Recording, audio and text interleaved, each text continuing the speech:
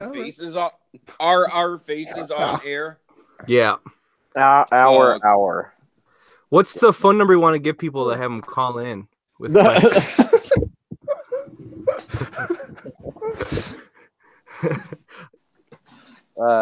Jack, if you're out there, give us a call. 406. Our one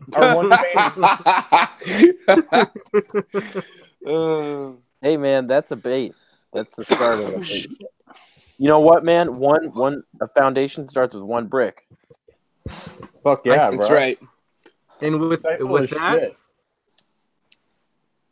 we'll let's get Crack. You're Let's get it smoking going. cigarettes inside, Philip. No. Lucky you. No. I don't think your landlord will be listening. Unless Actually, Jack's your landlord. He's your daddy. Damn, we're just fucking raking Phil. All right.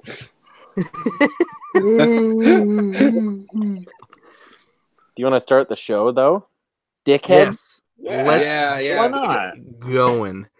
Hello, everybody out there in what I keep reading as wastelands. I am Cooper Malin.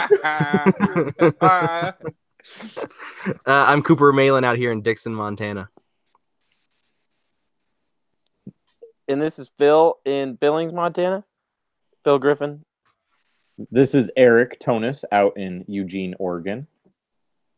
This is Dan in Bangkok, Thailand. Oh, fuck. God. Take it easy, guys. This is Jordan in Brooklyn, New York. We should really have an order every time. You're actually not wrong. Yeah, that's actually a decent idea. Thanks. Alphabetical. To have figured that out beforehand. Yeah. Alphabetical by height. Cooper, Daniel, Eric, Jordan, Phil. I like that. Yeah. So we'll take it again. Hi, everybody. I don't want to. Yeah. Who's the last one? Dan's the forgotten one this time. Yeah, that's in all more right. ways than one. Yeah, he's Yes, the last indeed. one. That's right. Because Dan, you didn't read it this time. You weren't able to get it. Right. Yep. I could not find a single copy in Bangkok.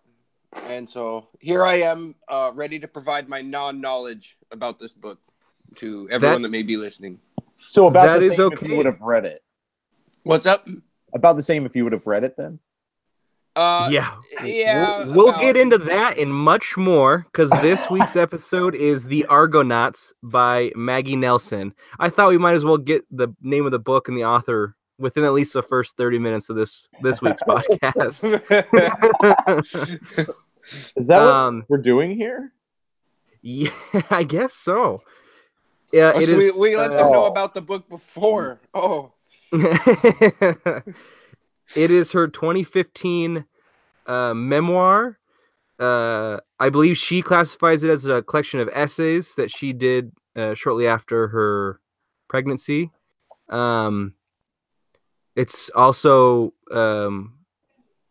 poetry at times. It's a lot of things. Though it is a lot of things, it's really short. It's like 130 pages long. So this is actually 140. This is still one of our shortest books that we've done, and the first nonfiction one, if I have that right.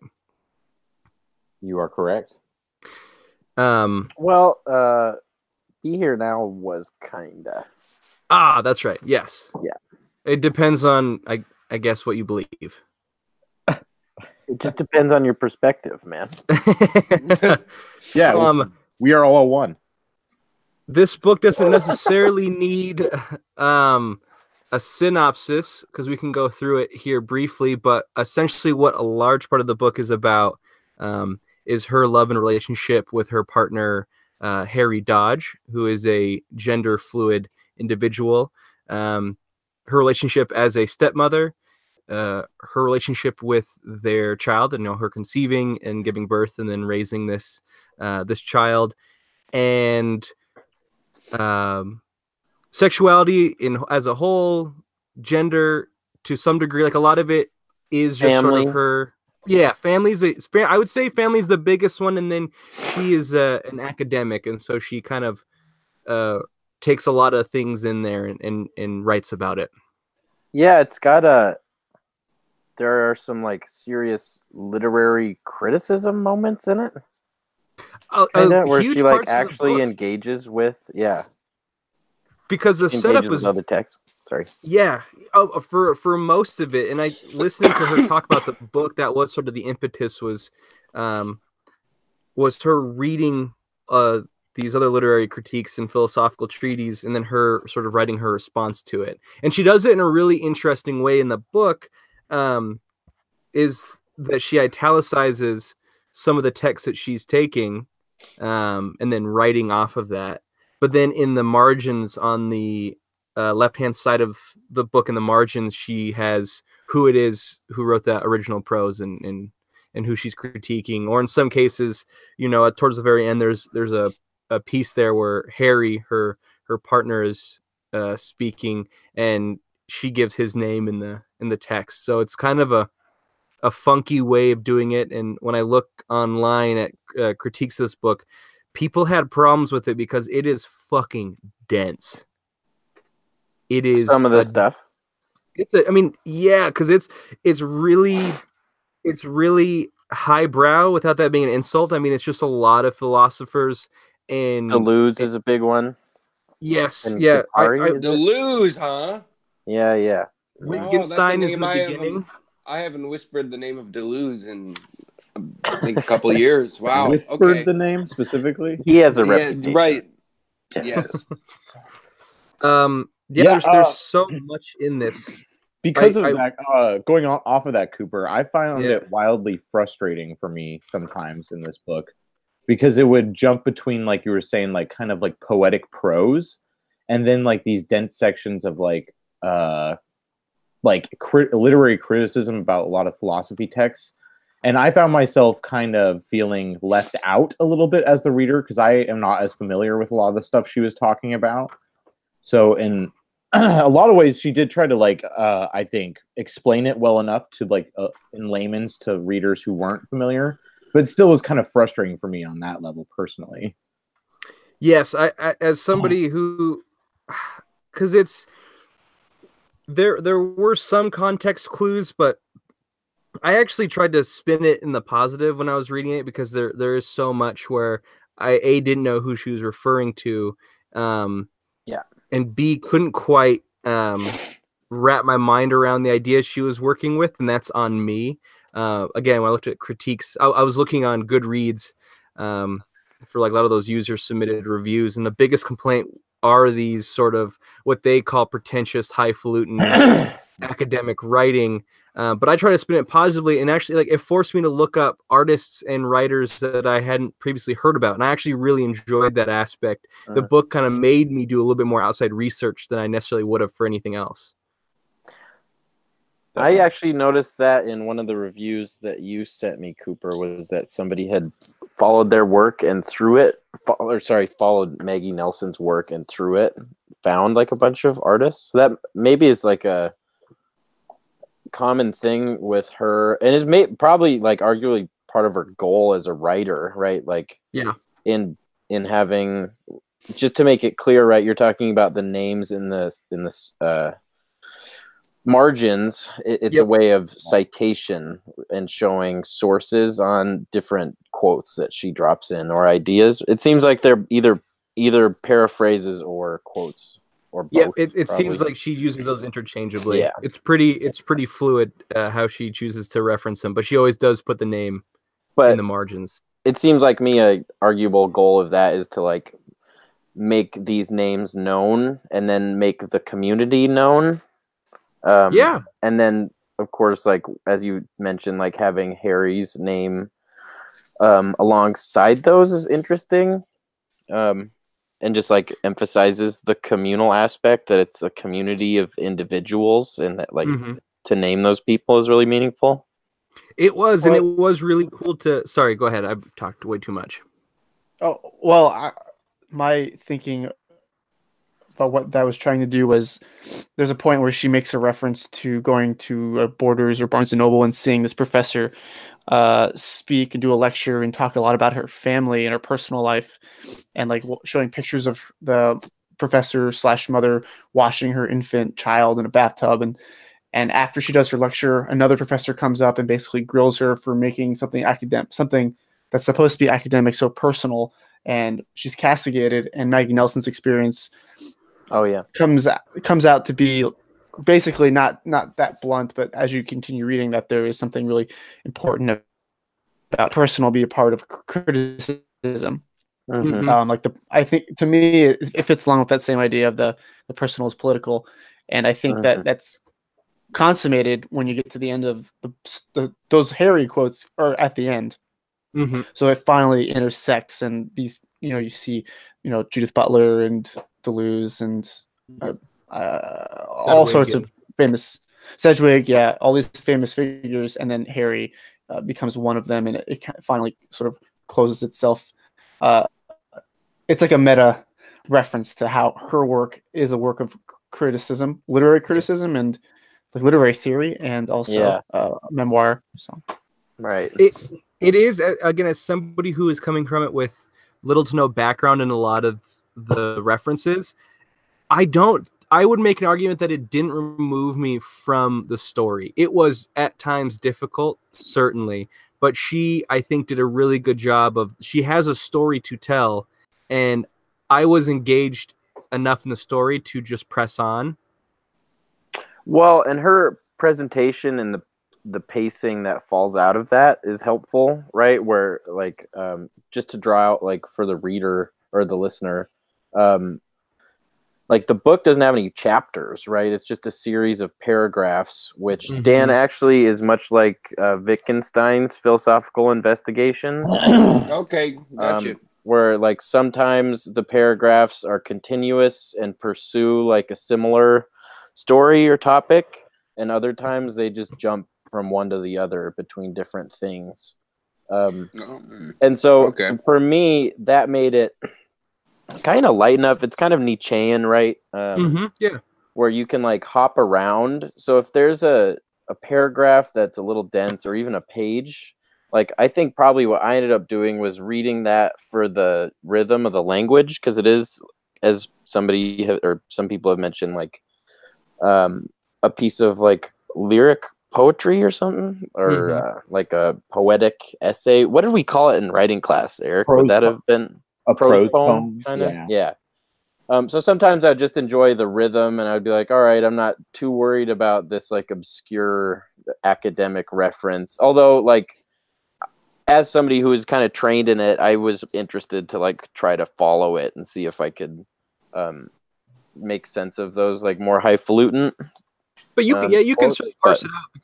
She's a really good writer, and so she does sort of lay out what she's getting from it, right? Even if you don't understand like the original quote or the source material. Well, and I think she did a really good job, like always contextualizing what the reference was to, or what kind of idea she was trying to get across from the reference. Right. I just think for me there was such a lack of like what's the word, structure in a lot of ways to the narrative, that it kind of threw me off a lot of times. Not that the writing was bad, like you were saying, Phil. I liked how you brought up the cadence and rhythm was a lot of times I cruised through like 50-60 pages in like a couple hours one day, and that was just like sitting down and being like, all right, because it hits those short sections of paragraphs which you can just breeze through and get this like rhythm going, kind of like a poetic type rhythm. Yeah. So I enjoyed that about it. Yeah. I don't want to give Dan the wrong impression that this is like a dry piece of material we read. Definitely. This is actually, it's an incredibly personal, and at times reads like you're reading Maggie Nelson's journal. Like it's very confessional. It feels at times, especially because there are jumps in perspective where she's writing, and the reader obviously is the intended object of her writing, but then at other times she switches and will be referring to her partner and lover Harry, and will be saying you were there that day. Yeah. You know, we were together on the pillow, and so you feel suddenly giant like pillow. you're a giant. You just suddenly feel like you're a part of something that almost like you're like, oh, I should be like, this is really. I don't know. It's really Confessional beautiful. almost? Yes, It's like a you stream really of get a sense of her. consciousness. It's like I feel like I get the feeling that she like sat down and just like would write these sections right in a row of whatever just came to her head from what she was feeling, and it was very like emotional. Well, it's like a love letter in that sense, right? Yeah, totally. Or probably And those parts are a love letter, basically. This book also deals a lot with her changing too. You know, she numerous times, and I really like this, where she contradicts herself throughout the piece. Like she admits these preconceived notions, and then something like childbirth, being a mother, watching Harry's transformation would change how she previously thought of something, which in the world which she's operating in, which is a sort of modern feminist queer theory, she alludes to can be very difficult to then have to wrestle with these changes. Mm. I think there was a nice quote at one point where she used the juxtaposition of Harry after going to Florida for whatever procedure, that Harry was becoming top surgery. Yeah, Harry was becoming more male, and she was becoming more female as she became more pregnant. Mm-hmm. And I thought that was like an interesting way to describe that. Yeah, it was, especially because Harry's gender is so. I mean, they're gender fluid, ambiguous. but yes, well, like non-binary. Yeah, right? but I mean, eventually. I guess I wasn't sure about like how Harry because Maggie eventually gives like Harry's backstory at the very end. We see where when you were born, this is page 136. When you were born, you were Wendy Malone. Perhaps you were Wendy Malone for but minutes or hours. We don't know. Your adoption had been arranged prior to your birth, and at 3 weeks old, you were delivered to your parents, whereupon you became Rebecca Priscilla Bard, which is who you were for the next 20-odd years. Becky. In college, you made a loose stab at renaming yourself Butch, though, hilariously. You didn't really know what it meant. It had just been a nickname for you used by your father. After you knew, you could tell who was gay by introducing yourself. I'm Butch, you'd say, swinging your long blonde hair. No, you're not. Those in the know would chuckle. Then, after dropping out of college and moving to San Francisco in a Judy Chicago-style rebirth, you renamed yourself Harriet Dodge. After you had a child, you inched toward the state and made the change official. You placed an ad in the paper, filed the paperwork at the courthouse. Over time, you became Harry Dodge, an attempt to conjure the feeling of and or but. Now you're simply Harry, the Harriet, a distasteful but sometimes indicative appendage. Anyway, I thought that was important to kind of like show how she like recounts in a passage Harriet's kind of story. Yeah, and really the only place, like I said, or one of the only places we get like a clear thing of that. Well, what's interesting is that is actually one of the biggest critiques from some in the queer community about this book. Because Harry Dodge is an incredibly successful like artist and ceramicist and sculptor. A sculptor.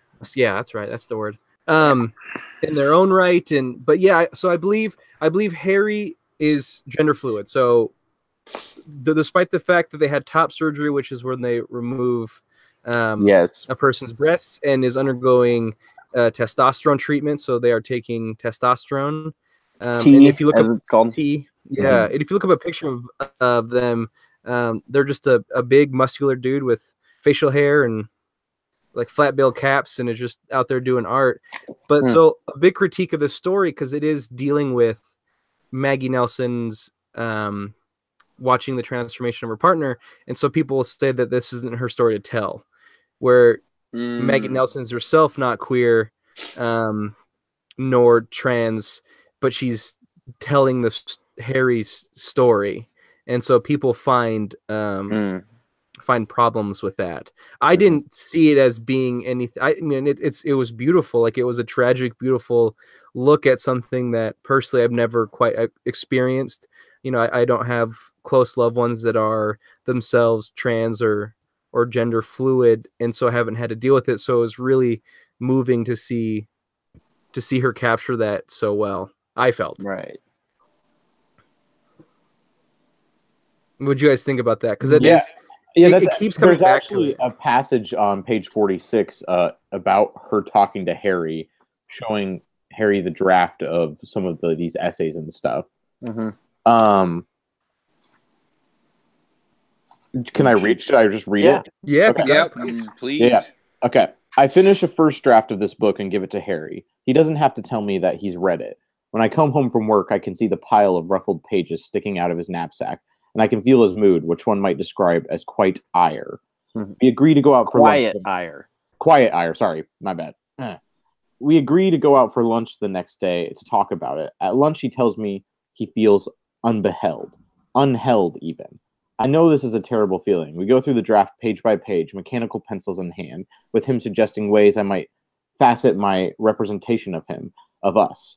I try to listen, try to focus on his generosity and letting me write about him at all. He is, after all, a very private person who has told me more than once that being with me is like an epileptic with a pacemaker being married to a strobe light artist. But nothing can substantively quell my inner defense attorney. How can a book be both a free expression and a negotiation? Is it not idle to fault a net for having holes? So, yeah. Oh, do you want me to keep going? Nah. The end of that? Okay. That's like the main gist of that section, though. Yeah. Certainly. But, I mean, the fact that it's published and they're a loving, beautiful family, you have to imagine that Harry has signed off on everything that's in this book. I think she is just sort of giving some backstory and some appreciation to the fact that, yes, this isn't my story and we worked it out, and what you're reading in your hands now is the sort of love contract that me and my partner made.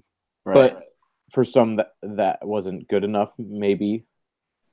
Well, there's always, I mean,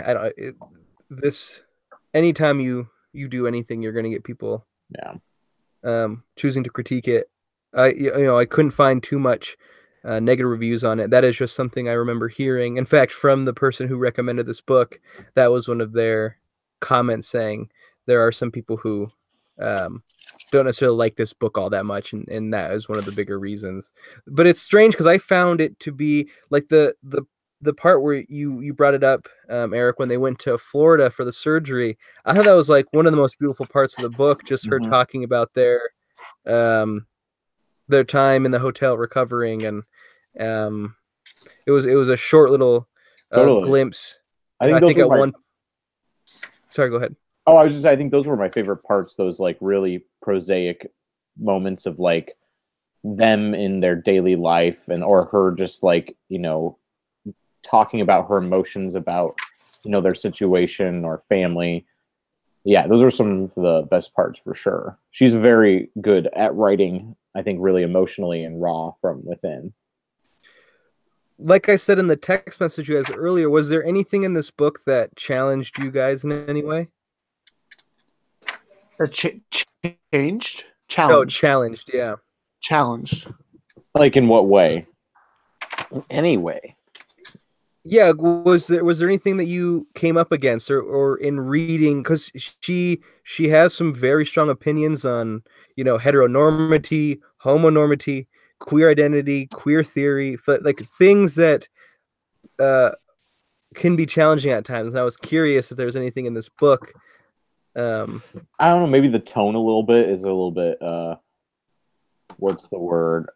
Pompous at times, fringing on kind of pompous and like combative about some of the issues. Mm-hmm. I don't know. That was just my personal comment. Yeah, Jordan, I want to hear a lot more from you on this. Yeah, I feel like you're the best trained in it. So, wait, what? I was just saying, you're in school at a place where this stuff is talked about a lot more than any of us have had exposure. No. I mean, you're in New York and shit. It's all metropolitan. She lived in New York, wrote in New York. Okay. university? I'm Or just talking about like I don't know. I guess maybe not. You've purposefully avoided queer issues in your master's thesis and stuff, right? Or like feminist issues. Well, I'll just say this. So when I read it, I liked it a lot more in the first half and the second half. Did feel eventually what Eric was, as far as combative, and I did feel as if there was something wrong with my heteronormativity, and I was trying to look at myself and ask, "Oh, am I just like a this like white male insecurity coming out?" And I'm sure it did, but there were times where it did feel as if or not being queer, you were doing a disservice to the rest of the world. And I did feel guilty about that. And I don't think a book should make you feel guilty. unless it's Naomi Klein. No, sometimes a book should make you feel guilty.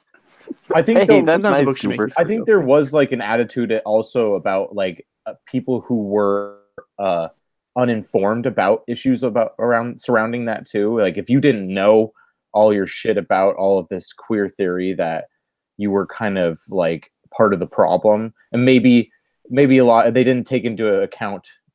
I feel like she didn't take into account lack of exposure depending on cultural background and stuff. Well, yeah, but yeah, at this I was point, there's an argument. Go ahead, Jordan. No. No. Go ahead, Phil. You got something. I don't care. No, I don't care enough. Go ahead.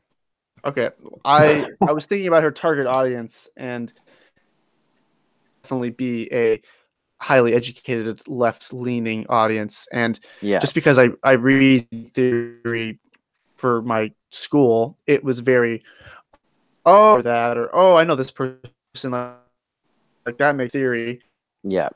And on that note, like you in the beginning of this conversation, you were talking about the way that she uses quotes here. I just wanted to say this before I forget. But I think the problem is how you frame these quotes, literary criticism, but informal literary criticism. So by just inserting those quotes with the name to the side a lot, or seamless, saying when Deleuze said in his anti-Oedipus, his expounded on his theory, etc., etc., etc. Instead, she just drops a quote. So it's really a question of whether or not it's being framed appropriately, where you can infer what it is if you're educated enough. And I don't know, maybe that succeeded, maybe it didn't. It did for me, but I'm more privileged in that respect as far as having to be absorbing this information for my future career. Yeah, it seems like that's one of those. So yeah, it's combative at times. It seems like that's one of those creative nonfiction tropes, doing the kind of like seamless entry of like citations and stuff. I want to say I don't think it was combative. I don't think it was that combative. If you don't understand queer theory, she doesn't have a problem with you. I can say that just from reading this book. A lot of her slams, I feel like in the book, were about like it was slams on men being misogynistic, and I don't think that's, if you feel that is combative, then that's like, that is something to look at. I don't think she's necessarily saying if you don't understand about the complexities of constantly changing 21st century queer theory, you're the part of the problem. But I think she does get combative when she has become impregnated and deals with some of the longstanding beliefs that people, particularly men, have about pregnant women. And I don't think that's wrong. I think that was a very interesting thing to have to look at. My girlfriend, is pregnant, and I certainly see it in myself and in other people and how they behave around her now. Definitely. Even gets into what I agree with you, and maybe combative is a strong word. I think a lot of this comes down to political issues. These people, it's not their job. Like, they have enough as it is. It's not their job to make it easy for people to understand. It's not their job to really sugarcoat everything. I mean, a lot of these people are really upset, so it's really demanding. Like, I think about someone like my dad, who who walked into a church when he was visiting New York and he saw a Black Lives Matter sticker and it had blood on it, and he saw that as an attack to white people, and he got really upset. It's like, why they wouldn't want me in that church? They have a Black Lives Matter sticker out there. So I hope that's not too much of a stretch, but No. my point is that as far as reproaching myself, she doesn't have to be that accommodating to people that are not queer. But I'd like to think that a more ideal writer would be able to do that, especially when this is sort of like a New York Times bestseller target audience, I think. But I don't know. Maybe I'm splitting hairs or being nitpicky. Well, what I found yeah. fascinating was that she. Sorry, if yes, I wanted, because I think Oh, go her ahead, Coop. attacks on queer theory was super fascinating, actually. And they weren't attacks. It was. I thought it was really interesting her talking about homonormity, Normativity, right? homonormativity and the idea of what is queer. I thought that was really interesting. Totally. But I'm sorry, Eric, what were you gonna say? Oh no, it was nothing. Go ahead. Cooper, that was something that really fascinated me. If you want to get going on that one. Well, because that's what she's wrestling with through a lot of the novel. Her critiques on, and she does make mention of white men a couple times in the book. I think those stand alone as still how women are treated, and so I'll always welcome a forced critique of myself on that. But what's interesting was, so a big part of what she has to deal with in this book is realizing that what was at once strange. Yeah, go ahead. What was at once strange is now, essentially what we have here in this book is a white woman whose partner is a white male, and they have 2 kids together. And she was like, wait a minute, what happened to queerness? Like, what happened to like, being outlaws? She brings up some really fascinating gay and queer activists. That one guy who goes to countries where they'll kill you or arrest you if you're gay, and he just fucks dudes, like in Romania. And like, she had like a great term for it. It was like a fucking gay, like punk activist. It was amazing. Like, and she mentions a couple of these things as like people who are really pushing the queer agenda in a positive way, where they're still just being like crazy out there. Like, that was the point. And she found the straight world's like pornographic currency, as she calls it, and like our openness for sexuality. She's like, but where do we queers go now? Like, you guys are now fucking bogarting our space. Yeah, that's an interesting issue. I think that whole thing about wrestling with homonormativity and heteronormativity and what families are supposed to look like is interesting with this.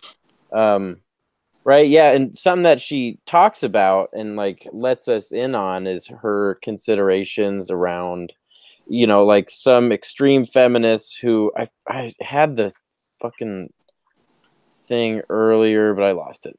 Talking about a feminist who is discouraging women from having babies and like saying some even more radical shit that I was hoping to read, but I lost it. Don't reproduce, don't produce, that type thing. Yeah. Well, and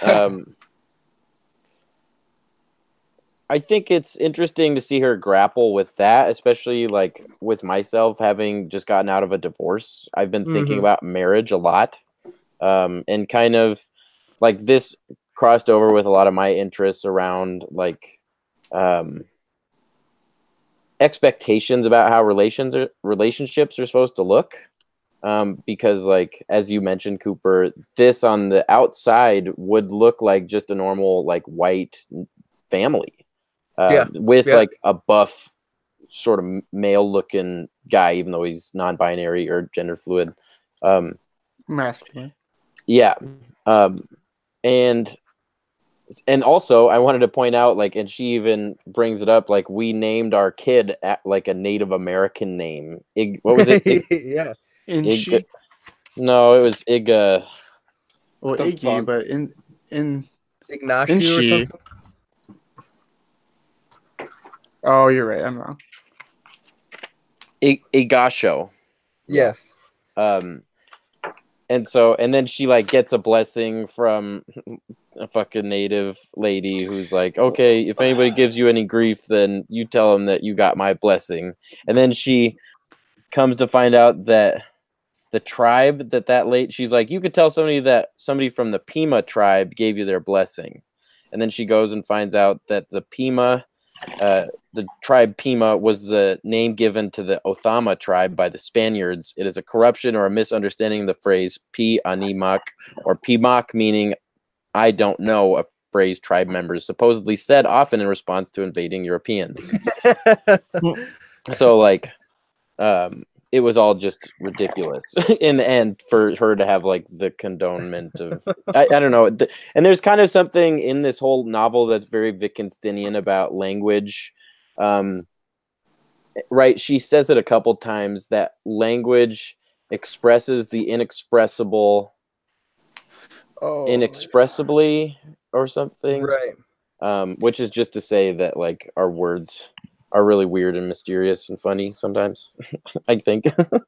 Totally not. And I think, and then at another part later in the book, doesn't she say something on the lines of that words are intentionally confusing? It's either that or they're like incredibly binding, and it's within that I don't know. There that was maybe one of those aspects that just kind of flew over my head, but I was like, but she talks about assholes a lot, so I'm fine. Well, Phil, as far as that quote, that the inexpressible is contained inexpressibly in the expressed, Yeah. a lot of that seemed to be with her, the whole text, and a lot of modern theory.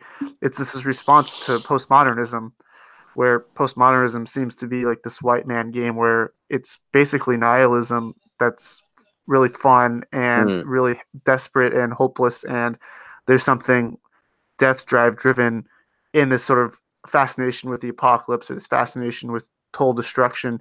And I feel like this movement, whatever the movement this is going to be after postmodernism, is something that's more grounded and where we can say like, okay, well, we don't really know, but we can like make some assumptions about things. Like it reminds me of like Habermas talks about communicative rationality, where, you know, words don't really have a direct relationship to things, but we still have an idea of what those expressions are supposed to mean, and that's important enough.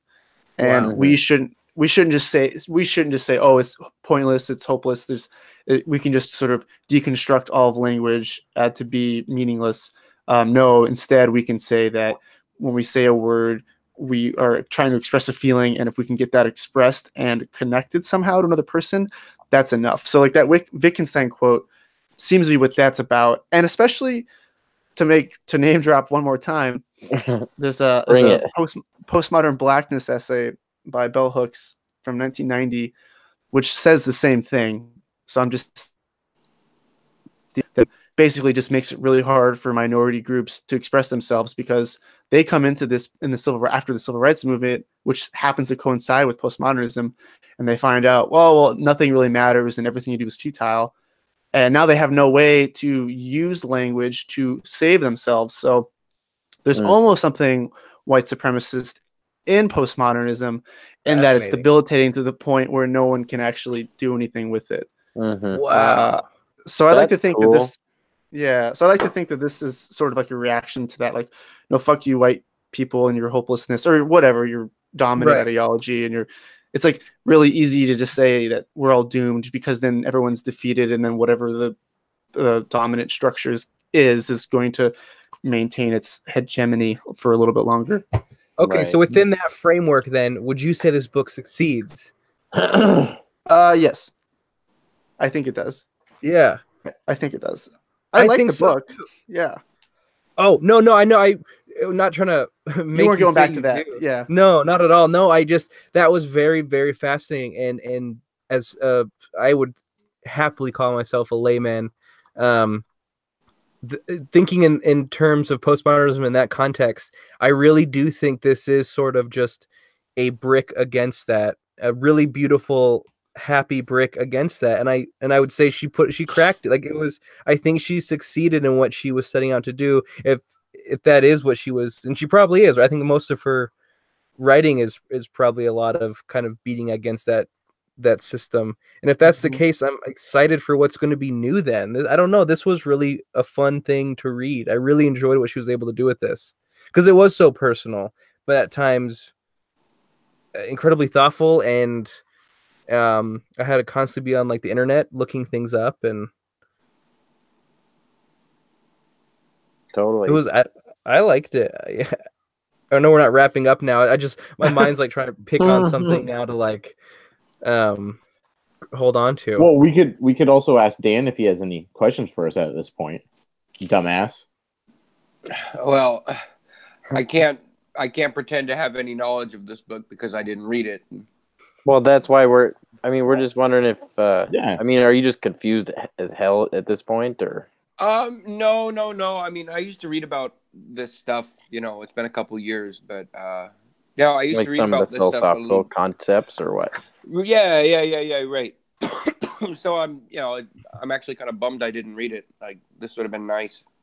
You know, it would have taken me back, man.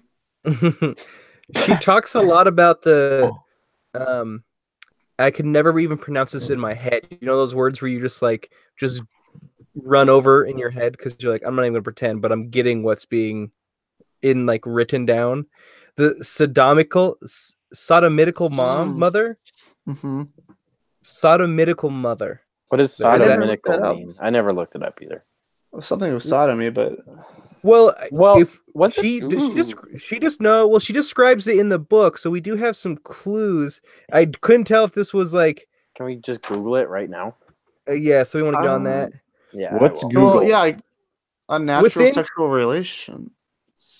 Sorry. Within the context of the story, what I took the sodomitical mother to be is she references the Wolfman, which was one of the patients of Oh, yeah. Freud.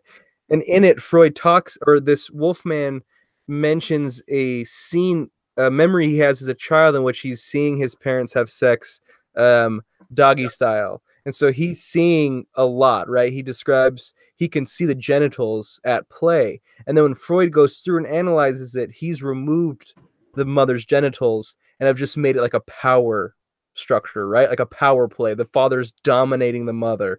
The mother's not even having sexual pleasure from this, right? Because the idea is that sex with a woman should just be for reproduction, enjoyment's removed from it. And so, and then obviously I think what she was getting at then too with sodomy has always been a power play, especially if you then apply it for like men on men or in any sort of situations. Am I even remotely right? Oh, I don't think sodomitical mother. What's has to do with Google? Sodomy. I looked it up. Hold on. I need to do control find. I thought it Cooper, was like if you saw me not in my head, I wasn't nodding my head at you. Sorry. oh no, If you I saw was just that. asking the void, like, please help me out. I've said genitals and sodomy so many times. I think you're right. I don't think it has to do with sodomy, but I think I do remember the part where it says the removal of the mother's genitals was a huge part of it, and that's something like a mother has to contend with, right? And then she talks about some of her that artist friend of hers who did a photo series in which she carved the word pervert into her chest and took pictures of that. And then years later when she had her son, and I saw this picture, it's a beautiful, fascinating picture. She has a picture of her breastfeeding her son, and you can see the outlines of pervert written into her chest. And so this idea that like a mother, this separating the mother from the sexual being, and then a big part of this book is like, no, why would we separate that? That is such a misogynistic view of what women are, and it's that idea of like we're just a whole person. Like That's exactly what it is. The phrase is, this is from brooklynquarterly.org. Thank you, Brooklyn Quarterly. be cute. The phrase is, she says, meant to indicate the mother with a sexuality that's in excess of the procreative capacity. Yeah, so how dare we? How dare they? But I wanted to read. There's one thing where she just like says straight up about ass fucking. She's like, Oh, I it's don't want to great. talk about. Oh, Here you go. I'm not interested in hermeneutics or in erotics. I'm sorry. I am not interested in a hermeneutics or an erotics or a metaphorics of my anus. I am interested in ass fucking. That's from the book. Yeah, That's from the book. I am interested in the Go. fact that the clitoris, disguised as a discrete button, sweeps over the entire area like a manta ray, impossible to tell where its 8,000 nerves and begin and end. I am interested in the fact that the human anus is one of the most innervated parts of the body, as Mary Roach explained to Terry Gross in a perplexing piece of radio that I listened to while driving Iggy home from his 12-month vaccinations. Well, that's That even. quote. Oh, it's this really good quote where it ends. Oh, yes. It's like a really awkward and Terry Gross. Here we go. comes in. Let's do it. Yeah. I checked on Iggy periodically in the rearview mirror for signs of a vaccine-induced neuromuscular breakdown, while Roach explained that the anus has, quote, tons of nerves, and the reason is that it needs to be able to discriminate by feel between solid, liquid, and gas. That is poop, diarrhea, and farts, folks, and be able to selectively release one or maybe all of those. That was me, by the way. And thank heavens for the anus, because, really a lot of gratitude, ladies and gentlemen, to the human anus. To which Gross replied, "Let's take a short break here, and then we'll talk some more. This is fresh air." I can just picture Terry Gross saying that in her Terry Gross out voice. Well, that passage is in reference to or in response to Tony Bentley's memoir, The Surrender, which I remember reading a while ago because I was once a pervert who heard about this book about a woman talk about how much she enjoyed anal sex. And just to put more context, she's referring to the memoirs, The Surrender. Yeah, she says on page 84, by the way, 84 and 85, that was. Yep. She can't seem to write a sentence about ass fucking without obscuring it via metaphor, bad puns, or spiritual striving. And so, yes, it kind of comes out of nowhere, it seems, but in the Argonauts, Nelson's just trying to make a very fun argument for ass play. Hell yeah. Because that is a thing that I found very fascinating, because I do find sex to be fascinating, and this idea of queer identity being beyond what us straight normies would find comfortable, right? And in this new age of the internet, it is becoming more and more that fetishes and fetishizing things are more and more common with us normies. And so she does ask these questions a lot about where do us gay and queer folk go now, And one of the critiques, positive critiques I read about the Argonauts, they mention this group that was going around handing out flyers that said, "We hate the gays," and it was a queer group who was saying that the gays have become this idea of the homo normative, right? That's Heteronormative? Homonormative. It's pretty much the mirror image of the heteronormative, right? Right. So this group was going out advocating for the LGBTQA plus, or I guess just not all those acronyms, but at least the gay community to become more like the queer community, in which they're scaring us white folks, white straight folks, which I thought was very fun. I found out about pink capitalism. You guys know about pink capitalism? Mm-mm. No, it's not a big. Well, it's not a big deal. It's just basically the incorporation of LGBT movement into capitalism, which is something I really find interesting. Just, it's sort of the same thing. When it becomes legal in marriage, it's going to naturally become more and more normalized and more of a market. Ripe. Right, yeah. Exactly, right. Yay. The market is more diverse because of its inclusion. Hooray. and it is a huge part of this book where she does contend with, she has that passage going back to her trip to Florida with Harry, in which they just watch X-Men First Class, which I thought was very funny. Can you read that, Cooper? I was going to read that one. Yeah. Do you have the page? I did, and then I was looking for another one. Because I think it does 60 something. It is her really kind of giving the reader this look at what she's grappling with theoretically, which is to I got it. assimilate or revolutionize. Right. So this is page 81. 81. I think this is when they're on the trip for his operation. Is that right? Yep. Yeah, they're in Fort Lauderdale for the top operation. Afterward, right? Right. Well, yeah, they're recovering in the hotel.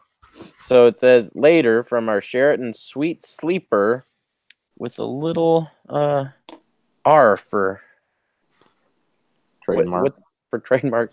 Sheraton Sweet Sleeper bed, we ordered X-Men First Class. Afterward, we debated assimilation versus revolution.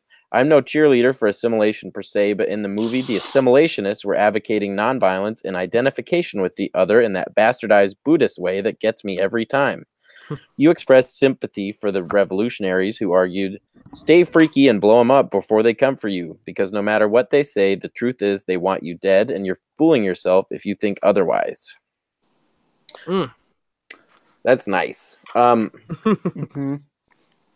And So it's she talks about Deleuze and X-Men in the same book. Yeah, man. Yeah, It's like yeah. Zizek. That's It's the like cool Zizek. thing. Yeah. Yeah. Okay. It just- Interesting. She And does Dan, go on to right say it's after that crappy passage- fiction. She goes on Yeah. to say it's crappy fiction, and I was kind of offended. So you know what? Fuck her. Oh yeah. What does she think's crappy fiction? X-Men. X-Men. All right. Yeah. Okay. Sure. I'm on board with that. You support that one? Yeah. Yeah, I think Ah. I missed X-Men First Class. I don't know if I caught. Yeah. I haven't seen it either, but it was the alluding to like comic book genre being crappy fiction. You know what? That's just rude. Well, it's funny. I have that right here. She said that's what we both hate about fiction, or at least crappy fiction. It purports to provide occasions for thinking through complex issues, but really it has predetermined the positions, stuffed a narrative full of false choices, and hooked you on them, rendering you less able to see out to get out. Which I think love is a that. pretty good critique of crappy fiction. Totally. Yeah. Bingo. Also, man. that sometimes. Fuck yeah, Maggie Nelson. Couldn't you also say sometimes that's a formula for good fiction? No, dude, she can't. Well, I'm just asking you. Oh, yeah, probably. No, Eric. I mean, Hey, no, man. Eric. It's all subjective, bro. Good Um, art isn't subjective. I wanted to, because to me this was kind of a Lies. central issue of this book was, like the discussion of what it means to be queer and what it means to You raise had it a right the first family. time. Discretion. This question. Thanks for making fun of my speech. You had it right the first time. It's discretion. I forgot what I was saying altogether. Sorry. No, what the question of queerness is Yeah. and how it fits into like a capitalist society that pretty much requires you to sign up for a certain like life when you Mhm. have a kid because kids Right. are expensive. Pretty much inherently in this culture for some reason. So like that was something that really interested me where it mentions that one of her exes, or I'm sorry, one of Harry's exes said something about how they were playing house together, how her and Maggie and Harry were playing house. That's very early on, yeah. Yeah. And that's a pretty inflammatory remark, right? Yes. Um, It upsets Maggie. yeah, well, and rightly so. If Maggie is Maggie not queer? Is that correct? I think she is queer. I think thought she is she queer. was queer. How is she Yeah. queer? How is she queer? Well, She just is. She's a sodomite for one. Sure. I But does she what are her? I don't know. Yeah, keep going. What are her pronouns? no, it's a good question. I believe she presents as a woman. I believe she is a woman, she but dates Harry when Harry has a female body. Mm-hmm. right, still masculine presenting. Harry is. Okay. So I she's guess- bisexual. No, I mean I believe she's just queer. All right. Which is She's like non-binary, right? Sure. I Spectrum. think Harry. Would you What is define that as like a non-binary? Hold on a second. Can we get A one person at a spectrum time, of- please? Oh yeah. What's non-binary mean again? That You- you don't have a male or you don't assign yourself to a male or female gender. Correct. It's like I think that's Harry. That is But Harry. I thought they both did. She's just has Well, a and that's much more- different. That's different than gender fluid, right? Like gender fluid would be like an oscillating, Yes. whereas non-binary would be like a. It's just never saying I would plain. rather you don't call me a man And or a either of woman. them, sure, Yeah. right, sure, Or sure, anything. All right. Yeah. Well, I think there's we one figured thing it at the end where I think this is the very end. We should mention that. So part of this thinking about what queerness means and how it's important to the book is that Maggie ends up thinking about pregnancy as a sort of queer state to be in, where you have a foreign body inside of your own, and your body changes. Right? She kind of draws some vague parallels between her body changing, as we kind of mentioned. So the book sort of coalesces with, I think it was, can you guys help me out with all that italicized text at the end about somebody dying?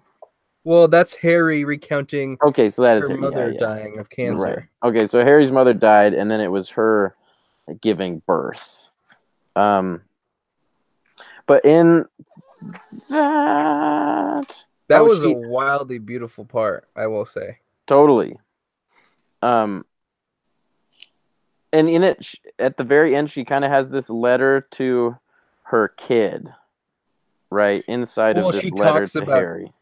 Trying to formulate one. And she finally does just a paragraph, it seems. Oh, do you have it? Yeah, it's on 142.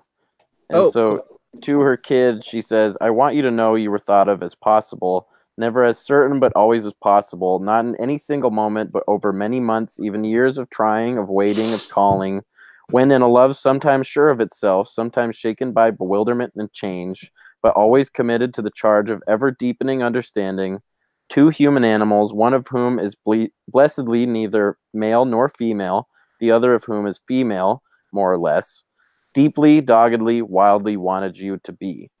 Which is a mouthful, and you have to go back and kind of read it to really put it together because it's all one sentence. But the main point is that two people, one of them is neither male nor female, the other of whom is more or less female, wanted this kid to be. Yeah. Well, so that's her. Wait, hold on. So she's talking about her and Harry, right? They both wanted this kid. Yeah, she's just saying to the kid, "Hey, me and your father, or me and this person wanted you to be very badly." But she's talking about Harry and herself, right? Correct. But is she the biological parent? Because, she is artificially. No, they had a donor, but she's still the bio mom. I mean, she gave birth to him. Sure. Okay. Yeah. Oh, wait a minute. So she's the one that gave birth, not Harry. I know. I'm just confused. Yeah. Harry gave birth to his to their own kid. Sure. Beforehand? Like 7 years before. Okay. And then Harry underwent top surgery and treatment, testosterone treatment. Sure. And is more masculine, but now. And then they had a donor to have a child with Maggie. Correct. Yep. Okay. And then Maggie gave birth to Iggy, their son. They talk. It's funny, actually. They talk about how they have just a friend who comes over and jacks off in a jar for him, right? Yep. Right, because it's specifically said Newman's Own. Newman's Own salsa, an empty Newman's Own salsa. Oh yeah. Hold on, wait. Then what is one to do with this cum? Well, one you take puts it in. What's the preferred method? It's not the turkey baster, she says. It's Oh, they're using this to impregnate her with an oral syringe. Is that oral syringe? Well, because first she tries going. She goes to the sperm donor clinic, and it's very cold and clinical, and at times painful, and it just wasn't working. And it's a very expensive process to go in. And I guess she has a point. Newman's Own has never been cold or clinical. That's very true. Yeah. On that same page, and I think I am like getting really soft in my old age of 25 with the kid on the way, because this book towards the end especially got very emotional for me. Got the old like wood grains in the throat as I was reading about the idea of having a child. Who knows why? But I think considering your own path. Yes, exactly. But I thought it was because this is a lot to do with family and the different arrangements that can cause it. And I think Phil, what you read was just a really beautiful little synopsis of what it really matters, like who really gives a shit, who is who, as long as that sentiment you just read is kind of the outcome. But I also thought it just above that was really touched me for some reason. And in this book, she mentions Winnicott a lot. I guess he was a child psychologist. And it's just this passage where she says, "Babies do not remember being held well. What they remember is a traumatic experience of not being held well enough. Some might read in this a recipe for the classic ungratefulness of children after everything I've done for you and so on. To me, at the moment anyways, it is a tremendous relief, an incitement to give Iggy no memory, save the sense, likely unconscious, of having once been gathered together, made to feel real." And I guess in my emotional state, that part just touched me real deep. Gotcha, huh? Nice. That's cool. That's cool. You had like a personal connection to it. I also wanted to say that I think part of Maggie Nelson's goal with this is kind of to make us question, and this is probably controversial, but like the extent to which we are all queer. And I know people don't like that kind of leveling, and I think that's fair. But like lately I've been kind of considering my own queerness, like if I have it and how. And I don't. It seems like a strange formulation of a sentence to me to say that. Well, so. Can I say something, Phil? I thought the same thing too. Where I almost like wanted to look up. Can you? And this is. Let me have a comment after this, but type in "Can you be queer and straight?" But I think more importantly is, can you be queer and just for time being not have sex with people that are not women? Right. For however long that might go on into the future. Like I almost feel like that would be more positive for. Well, I don't know. That's a question. I don't know. Right. Like because that's part of the assimilation thing. It's like, do you really want it watered down to that extent? Exactly. Yeah. Like, should I just keep to my straight side of the fence? Right. Right. Yeah, I don't know. But also, like, I've been reading or started reading that book you sent me, Jordan, Marquis de Sade. And there's a lot of sodomy in that, and like, it seems to me that sodomy is just sort of a queer thing, like that straight people engage in a lot. And it even says at the end something about flying anuses, speeding vaginas. There is no castration. That's actually Deleuze. Wow, I didn't know that. Yeah, it's like the second to last paragraph. So like that's almost like this, like banner for like what queerness. So to me, not being much about like dicks and things like that. But. It occurs to me that asking Google if you can be queer and straight is just like another level of Googling, am I gay? Yeah, I didn't actually Google it. That makes it better. I had another way. I thought it, so maybe that's good enough. I'm worried I'm gay. Let's ask our chat room. Is Jordan gay? Oh, we should look at that. Yeah, we'll see what Jack thinks. Yeah, hey Jack, is Jordan gay? I don't think we announced it. Yeah, we didn't announce this one, so I don't think we probably. There's nobody. I'll never know. Thanks, Phil. We could just text him. We could just text him in a group chat. Let's just make a group chat. Yeah. And we can text him, ask him. We lost Coop. It looks like. Yeah, he lost audio. He can't hear us, guys. Yeah. Oh, I see him wiping his forehead. So yeah, he looks. Cooper, I wonder if he's working away. Jump on and off real quick or something. Yeah. Oh. I don't think he can hear us either. I think we have to text him. Oh, right. I just tried talking to him. Who knows? Can we carry on a little bit? Yeah. Well, okay. Well, I guess this is just us three at this point. But hey, bud. There's four of us still. I meant because Dan hadn't read it. But right. You can chime in. But how did you feel she accommodated for things that were intersectional, like class or Marxism? Really, do you think that? Because there were moments in here reading it where she got on Zizek's ass for a second, and other times where she was very aware of how class plays into it, and just like the fact that she is critical of marriage, and she has that. I wanted to read it earlier. Something about how marriage is. Yeah, here it is. Poor marriage. Off who went to kill it. Unforgivable, or reinforce it. Unforgivable. And like there is this awareness of,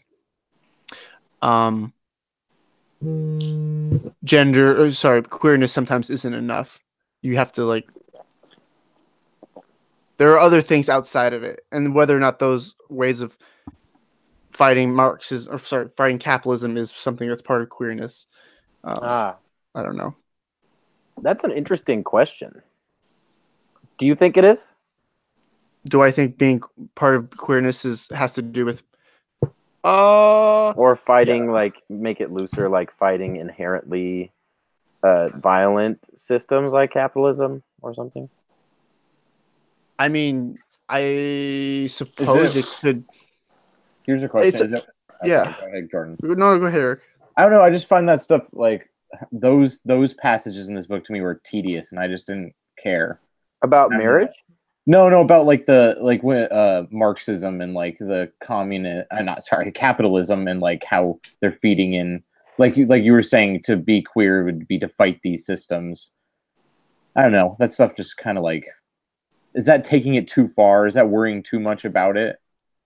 I thought those were some of the like, for me, more engaging things, like, because like I said, I've been thinking along those lines a lot. Totally. And I know you specifically are really interested in those kind of subjects. I guess I'm less interested, so that to me just seemed like your heteronormativity is showing, bro. It is. Well, can those of us who are interested talk about it?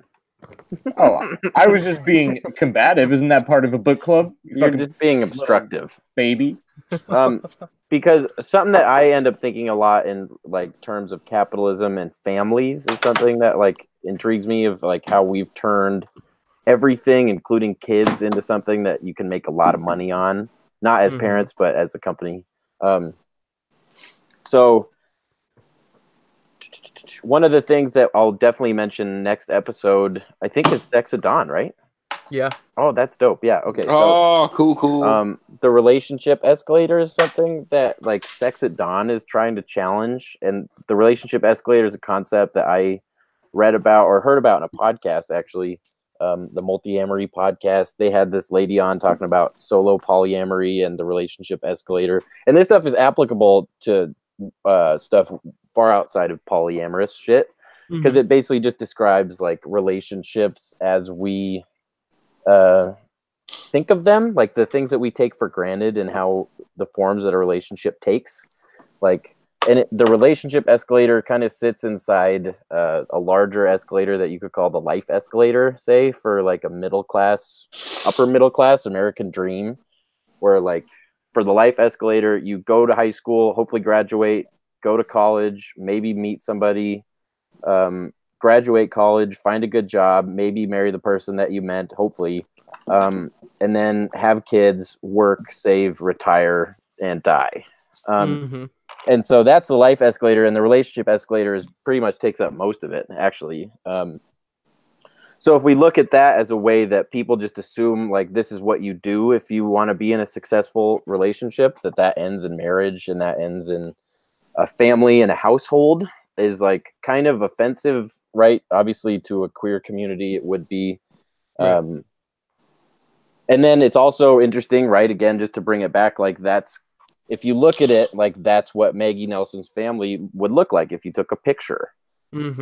So in some sense, they've like fallen in the end, like to total normativity.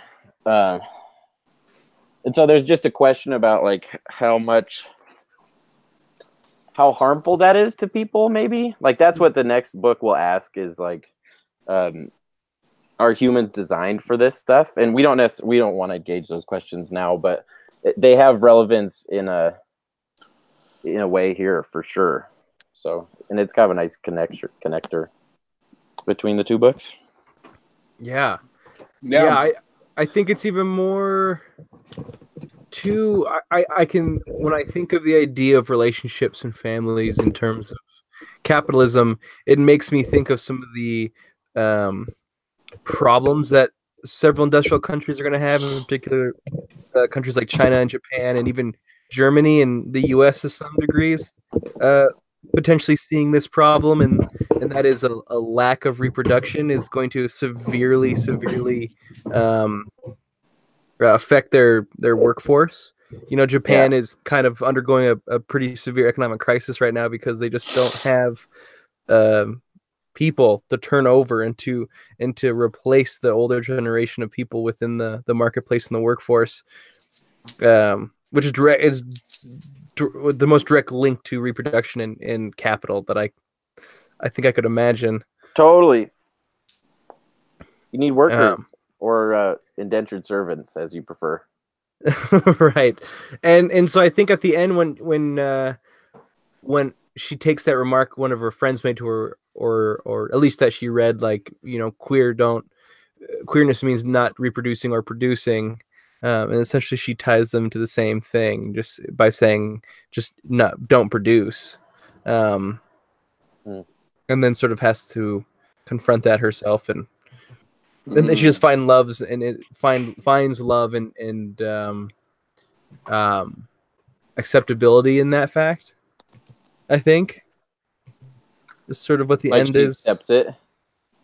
Yeah, because why wouldn't she? Because she's happy, right? For the time being, that's what she says. Like, I think that's the important thing, and I would say, right, because like I wouldn't say this, right? I wouldn't say this from my position, but like a queer, like a way more queer person than me, or whatever, could say like these people sold out. Like they ended up just reinforcing the image of a white family, right? Essentially, like complete with a name that they took from the Native Americans for their kid.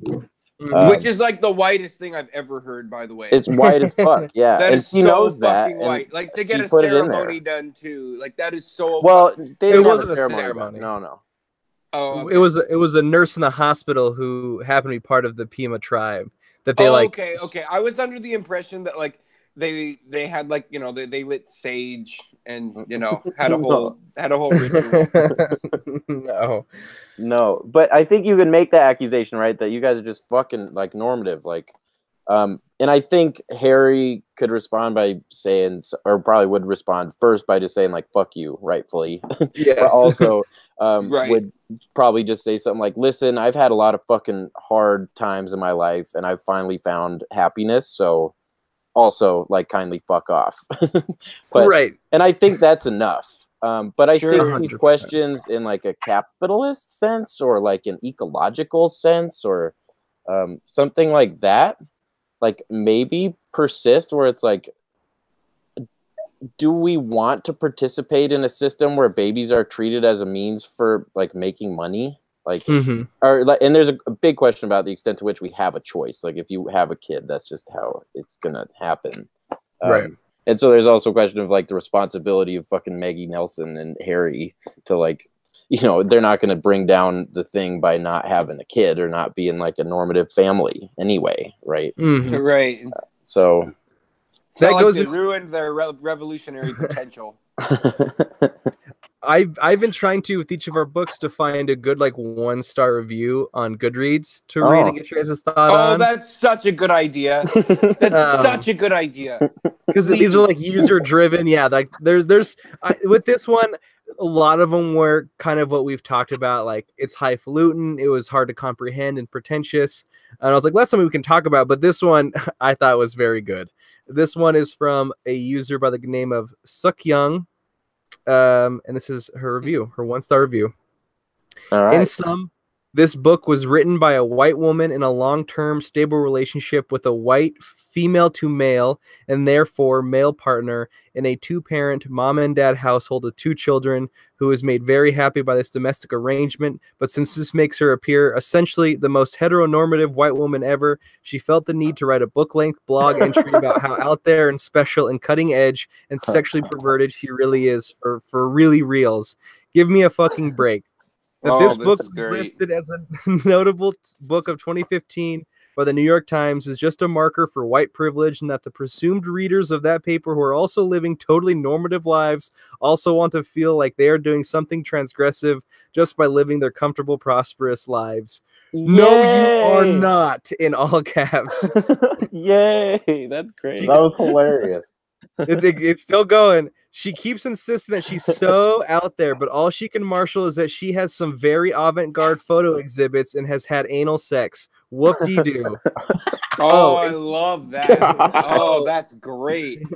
Oh, and she uses words like hermetics and eidetic and slippage. Hermeneutics, thank you. In eidetic and slippage and other postmodern lit crick lingo, which actually doesn't make her sound incisive, just pretentious. Gosh, and the name dropping. Judith Butler, Zizek, Irigari, I'm sure I butchered all those, etc., etc. This was a hate read. I'm so glad I went to law school and became a corporate lawyer for a global corporation because I went to a college that had classes wherein people talk just like this woman, and I'm sure a lot of them grew up to be her. Wow, corporate lawyer bit. Mic drop. That was unexpected. He kind of took a turn there at the end. Yeah, right. It's like M. Night. She's really glad she went to law school to become a corporate just lawyer for a Shyamalan giant ass. corporation. You just got Shyamalan. Well, that's great. I think it was a good critique. Sorry, I don't want to take that back. I don't For think it was a one-star reviewer. That is very, very erudite. And It was literate. fun. Review. It was fun to read, but I don't necessarily think it. It just that felt. Her reading that review felt like she just had a shallow reading of the book. Yeah. Dismissive. It's just a dismiss. I mean, she says it's a hate. She made it as a hate read. I thought it was funny. I think a lot of the things she brings up we've talked about. I don't know. I think that might be something fun to do, to look for a 1-star, at least one or a couple of 1-star reviews for each book that we read, because hopefully they're out there. I would like to share something really quick. So I looked at the book for my next choice of book, and I looked up a 1-star review just now. There's only one, and it just says crying, crying, exclamation. I have no That's idea. a fun little activity, just looking up 1-star reviews. Yeah, this is great. Newest segment to Waste Books. 1-star review. Yes. And now for our next, that's a good transition for our next segment.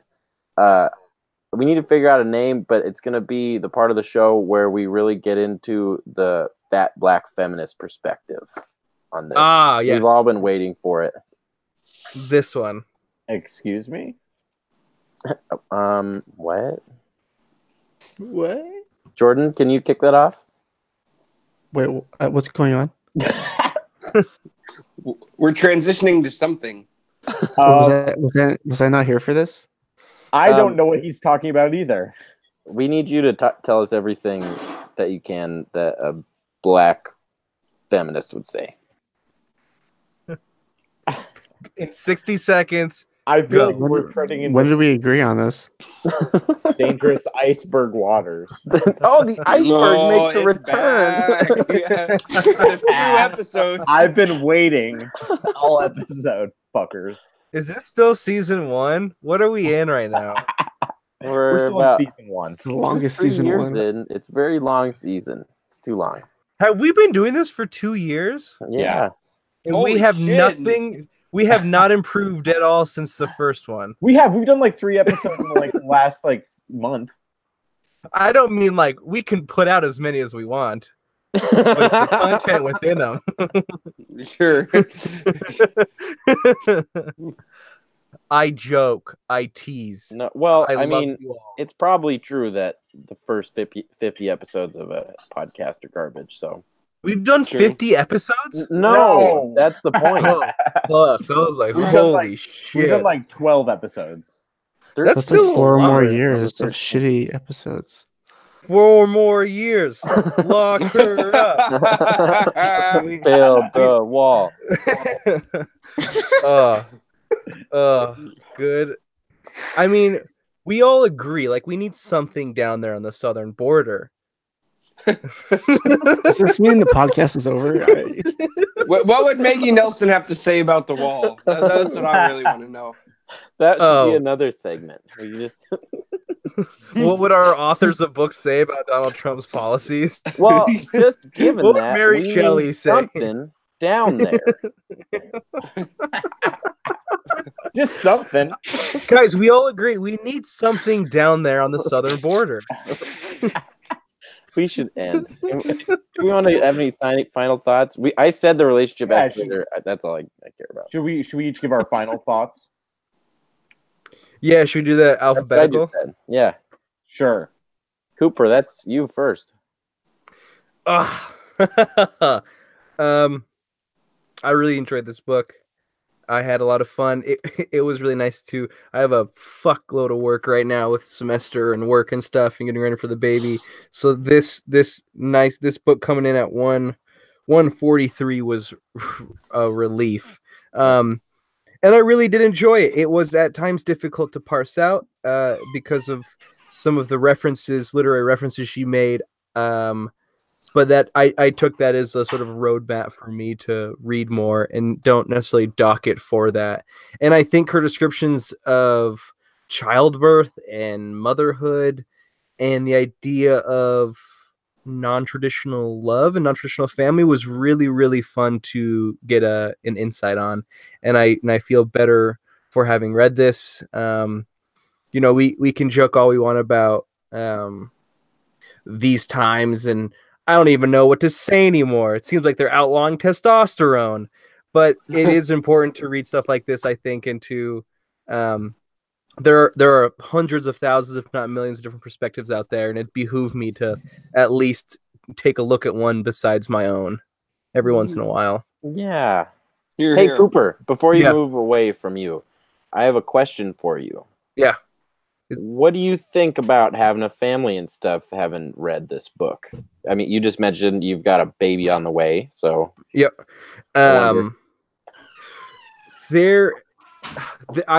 been doing this thing where I and this book counts among it, where I've kind of been taking in some child psychology and parenting books, but I'm just kind of putting them away right now in the back of my head and sort of stewing on it, because Laura and I are both so busy with getting this restaurant up and running, getting the place up and running. I'm back and forth 5 days a week going to classes. So it's just like all so much on our plate. And I kind of like that. I like that we're not necessarily devoting every moment of our time to this idea of this child, but instead are just sort of able to carve out our own lives and are making room to have a beautiful, happy, healthy baby.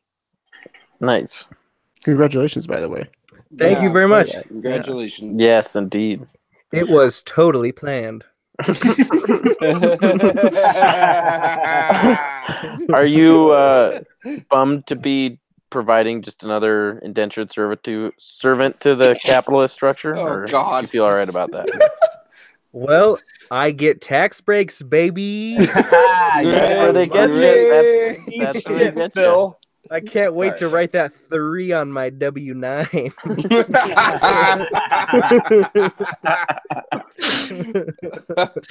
It won't save you. The tax break won't save you, Cooper. Let's get Cooper off the hot seat, shall we? Ouch, ouchies. That was my bottom burning. It'd be Dan, alphabetical. right? Yeah, alphabetical. Dan. All right. I'm at it. What do you think of it, Dan? I like the idea of if we have to, the idea of having a dumbass on this podcast is fine. I like doing it.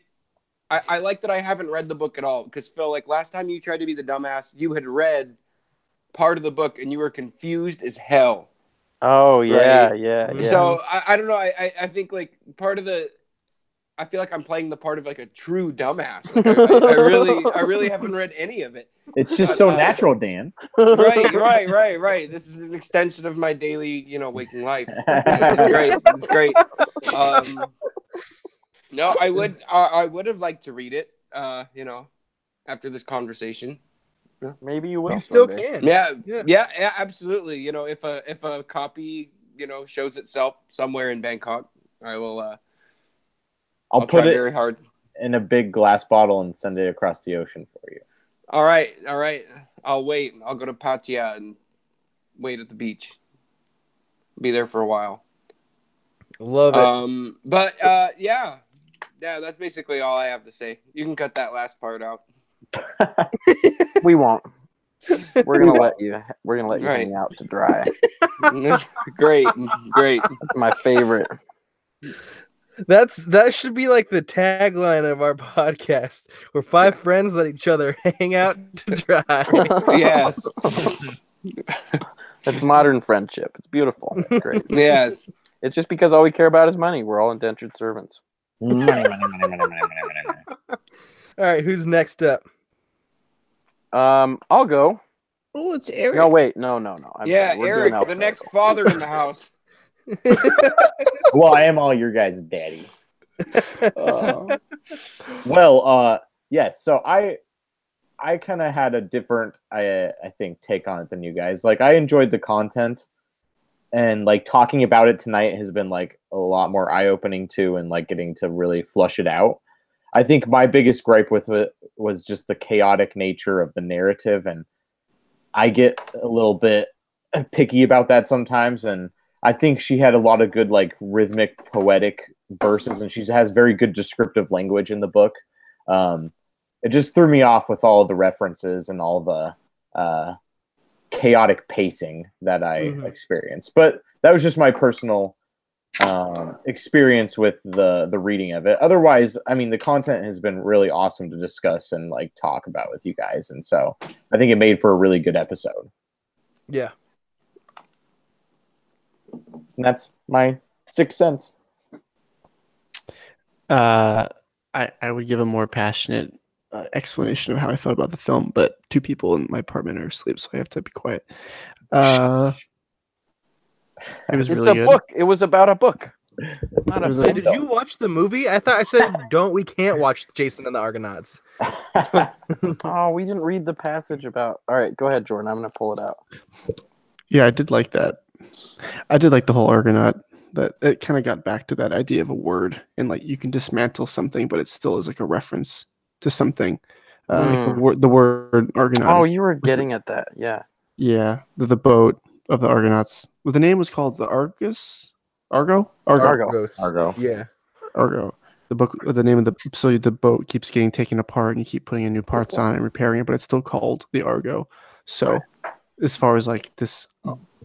Referencing to like a thing or a person or like a word, that word still has a meaning, and that there's something sustaining in that, something nourishing in that. And it's, I don't know, when you come from this sort of queer background or this confusing gender expectation, I can understand the necessity of having to see things like that. And it was written really well. I love the way it was written. That the references were great. But I come from this just being in school, so it felt more natural to me. So I get, like, Eric, your qualms with it. But yeah, I enjoyed it a lot. It was really good, and it was really the most engaging book I've ever read on queerness.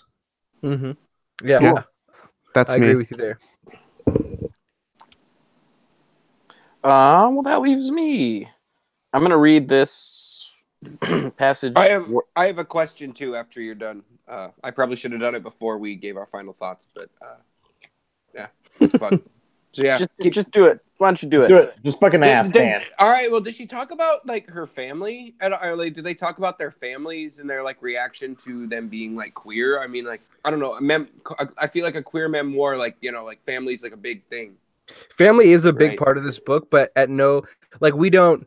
The conflict, which I'm sure you're right, was there, is just removed from it because that's just not what she wants to tell. Like, sure. Yeah, I was just curious. Like, a lot of it, because this is a book about her becoming a mother. It's her talking about her own mother, but it's still in terms of that, in terms of like the capital M mother. We don't get we don't get scenes of like, get out of my house, you gay. All right, yeah, sure. Okay, that's what I was asking actually. Like, yeah, that was what I really meant to ask. Are there any juicy scenes like that? You pervert.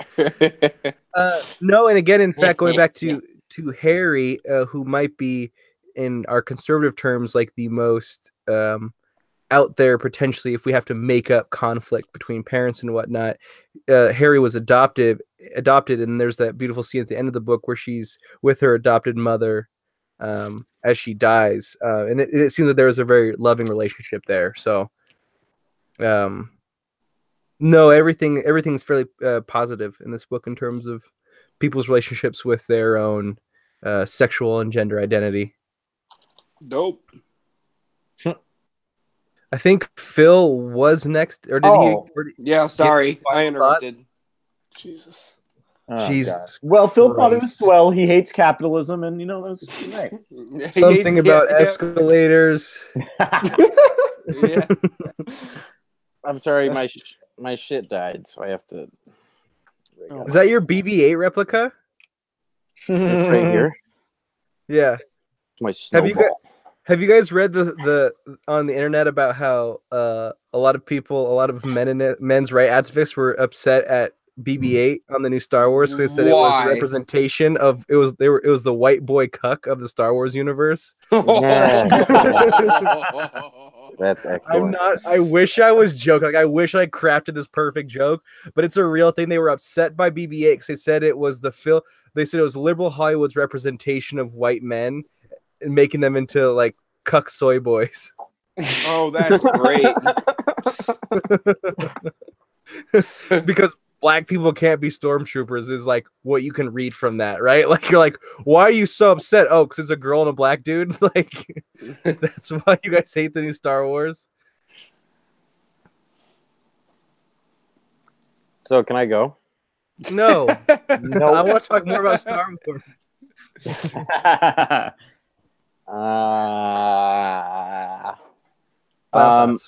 Okay, so page 5, here's the thing that talks about the book, where the title of the book comes from. A day or two after my love pronouncement, now feral with vulnerability, I sent you a passage from Roland Barthes by Roland Barthes, in which Barthes describes how the subject who utters the phrase, I love you, is like the Argonaut renewing his ship during its voyage without changing its name. Just as the Argo's parts may be replaced over time, but the boat is still called the Argo, whenever the lover utters the phrase, I love you, its meaning must be renewed by each use, as the very task of love and of language is to give to one and the same phase inflections which will be forever new. Which is kind of a mouthful, but like, the important part is whenever the lover utters the phrase, I love you, its meaning must be renewed by each use, as the very task of love and of language is to give to one and the same phrase inflections which will be forever new. Mm-hmm. So, like, I've just been thinking a lot lately about, like, discursiveness and the ways that, like, our lives, like, fold back onto themselves, or, like, the way that the world is, like, the same and different at the same time. And I feel like this passage and kind of the book, right, like, sums up how people change and yet how, like, love persists through that. And how language, right, this is a piece of language, this whole book basically, is like a ship itself, like the Argo. I don't know. Like, even though we encounter the same shit, it's got, like, a little different twist to it all the time. Right. And so we have that with ourselves, right? Like the idea of an unstable self. So in the beginning, when you have two people saying I love you to each other, it's two unstable entities saying words which are unstable themselves. And like the word love is a unstable word. So everything in that statement is unstable. But I think the beautiful part is like through living like genuine, I don't know, you could say it in a genuine way to where it like retains meaning and it's not just empty like we were talking about. Right. Yeah. So anyway, that's a nice little like thing to end on where the title comes from. I really like this. Like I said, I've been thinking about like queerness kind of, and butt sex is always fun to talk about. Hell yeah. It's a real people pleaser. It's Oh yeah, for some. Yeah, And it's what I'm going to use to promote it. It's like the people's elbow. Is that a wrestling move? The people's elbow. Y'all ever watch wrestling? Because I No. didn't. because I didn't. I remember I flipped to it once when I was a kid on TV, and I like saw like a WWE match, and it scared me. And because I thought it was real, and there was like blood, and it was violent, and I switched it away really fast. It scared me. That would be. I was. It looks pussy. like the people's elbow is a signature move of The Rock. Yes. What is it? Can you explain It's to a us what? finishing move. I'm not sure. A finishing move, yes. It's a finishing move, for which I mean, butt sex in the same way is, ideally it's a finishing move. A finishing move, yeah. That it finishes your relationship because you ask for it too many times. Dude. All right. I have a definition here, and you must bear in mind the spelling. All right. So the people's elbow was one of the signature moves of the Rock. First, he would look at the crowd, spelled CROUD, then pull off his elbow pad in slow motion and throw it into the crowd. Then he would run left, bounce off the ropes, then over the guy on the ground, bounce off the ropes again. Then he would kick his right leg up and drop his elbow onto the man's heart.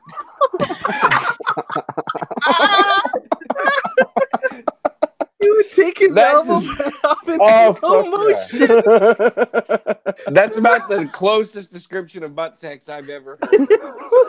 Right in the heart. Right in the elbow, heart. The Rock's elbow to the heart.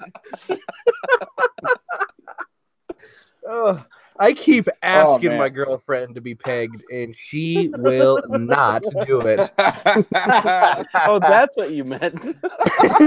Yeah. Coop's like, I'm just going to clarify. We're going to have to edit this out, guys. She's my baby mama. We can't disrespect her like that. No. Sorry, we don't edit it. Yeah. This is where you get hung out to dry. Oh, boy. All right, I didn't get to finish. I was just gonna say some shit about escalators and capitalism. So we can wait and just say something about that. We can do that next time. Yeah, it'll be there. We'll be back. You'll have plenty to say during Sex at Dawn. Oh, this is a bonfire You roasting better us prepare all. our anuses, boys. Why do we even read books? Why don't we just like hang out like friends and talk like this? It'd probably be funnier. No, it wouldn't. Yeah, people would listen to it. Besides Jack. Besides Jack and the team at Podbean, I'm wondering what the fuck. The team at Podbean. I love how you take it upon yourself to start making fun of Podbean. Yeah, if you want to change over the platform, Cooper, you can do it yourself. I know, that's big what's process so funny. now. I know. I was like, none of us are ever gonna do that. That'd be insane. No, apparently it's not that hard. I was thinking about it anyway, so we should probably. No, that's what I use. Fuck you. I love Podbean. Podbean for life. Yeah. This episode brought to you and sponsored by Podbean. I like how, Phil, didn't you reach out and be like, yo, anybody out there listen to Podbean? All the responses we got were people being like, nobody listens to Podbean. I would have not I didn't mean to do it like it's like the same goddamn format as every other one. You're misconstruing the text. It was written text. It wasn't like somebody announcing in a rap concert. It was just saying. It was just a genuine question. Does anybody use Podbean? It wasn't. It was like, yo, give it up for Podbean. Who uses Podbean? Give it up. I opened that post and there's tumbleweeds just rolling across my living room. Oh God. Hey, Hey, Hey, we got Podbean, like fuck 37 more you. episodes till we have a good episode. Yep. So. We've done 87 episodes. No, I was thinking like 50 episodes is what it takes before you're good at it, kind of. All right, listeners. So that's a promise that us here at Waste are making to you. You stick around till 50 episodes, and it's gonna be good. Yeah. And then we'll do one more, 51 episodes, and then quit. One and done. One good episode. Yeah. We were We'll a great delete all- podcast. We gotta. We'll delete the We gotta entire go out backlog on top, and guys. just leave that one good one on Podbean just to stew. Only on Podbean. I Exclusive feel like we should Podbean. end this. Let's And just, that's a gift for talking do so it. much shit on Podbean, but yes, it's time to end. But Oh, come check shit. out our shit. Podbean's hacked my mainframe. Oh fuck. Well, should we say bye, guys? Heard you was talking shit, but yeah. I just get beat up by like a fucking Clockwork Orange looking motherfucker. Yeah. heard you Wearing a talking cod shit on piece. Podbean, huh? Yeah, talking shit. Yeah, Podbean. Wow, Podbean's so fucking shitty they have to hire old-timey people to whoop my ass. Well, All right, everybody just say bye. Let's fucking All do right. it. All right. Bye. Bye, guys. Bye.